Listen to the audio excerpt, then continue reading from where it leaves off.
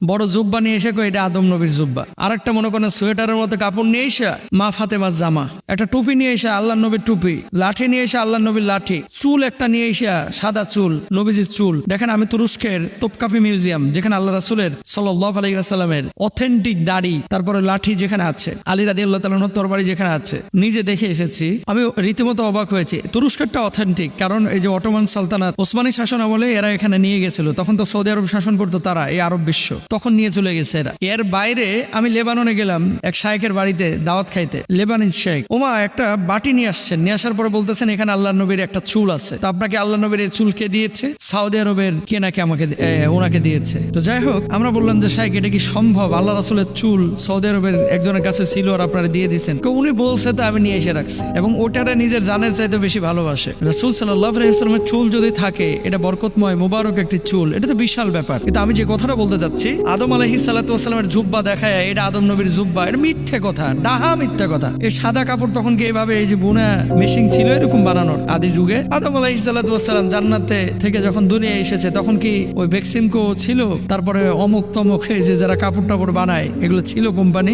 এত চিকন মসৃণ এই সাদা জুব্বা, আমার মতো এরকম ধবধবে জুব্বা, এটা বানাইছে আর এতদিন একটা কাপড় কি থাকে এভাবে? সম্পূর্ণ মিথ্যা কথা। হ্যাঁ, কেউ যদি কাল্পনিক একটা বানায় যে আদম আলাইহিস সালাতু ওয়াস সালাম এই ধরনের তিনি ফিগারের ছিলেন, এই জন্য রূপক একজন বানাইলো যে তাহলে একটা জুব্বা বানাইলে আদম নবীর জুব্বাটা কত বড় হইতে পারে, সেটা ভিন্ন কথা। কিন্তু আপনি যদি মনে করেন এটা কি আদম আলাইহিস সালাতু ওয়াস সালামের জুব্বা বলেন, এটা সম্পূর্ণরূপে একটা বিভ্রান্তিকর কথা, এবং এগুলো প্রচার প্রসার করা যাবে না। তারপরে দেখবেন 2 দিন পর পর কিছু মানুষ আসে, ওই সৌদি আরব থেকে এসেছে, আমি নিজে দেখেছি, এবং পুলিশে এটা কিন্তু শক্ত হাতে হ্যান্ডেল করে, এখন জেলে নিয়ে চলে যায়। কাবার এখানে যখন দোয়া করে, মাথা লাগায়া দোয়া করে আর ছোট্ট ব্লেড নিয়ে যায় কাবার এই গিলাফ কাটা শুরু করে, এটাকে বরকতের আশায় ওই কাবার গিলাফ ছিঁড়ে কাটে নিয়ে আসে। আমি নিজে দেখেছি, এবং সৌদি আরবের পুলিশ মাঝে মাঝেই ধরে, বাংলাদেশ থেকেও কিছু লোক করে, পাকিস্তান থেকেও কি করে। তো ওই যে ওপর কাটলে তো বুঝে নেবে, এই জন্য কি করে নিচ থেকে অল্প একটু কাবারটা কাটে, কাবার গিলাফ। গেলেন উমরা করতে বরকতের জন্য, আর আপনি চুরি করে নিয়ে আসলেন। গেলেন আল্লাহর ঘরকে সম্মান করতে, আল্লাহর কাছে হাজিরা দিতে,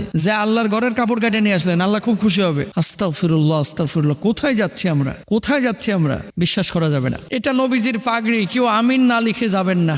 আর কিছু ওলি আছে, কেউ আমিন না লিখে যাবেন না, যারা ঠিকাদারি নিছে আমিন লেখার লেগা। কে ভাই, এখানে যে তুমি লিখছো কেউ আমিন না লিখে যাবেন না, এটা তুমি পাইলা কই? এখানে আমিন লিখলে কি হবে? নবীজির লাঠি বানলাম, এটা নবী সাল্লাল্লাহু আলাইহি ওয়াসাল্লামের মোবারক বা বরকতময় লাঠি, মেনে নিলাম। তো লাঠির নিচে আমিন কেন লিখতে হবে? আল্লাহ লাঠিটারে কবুল করো না।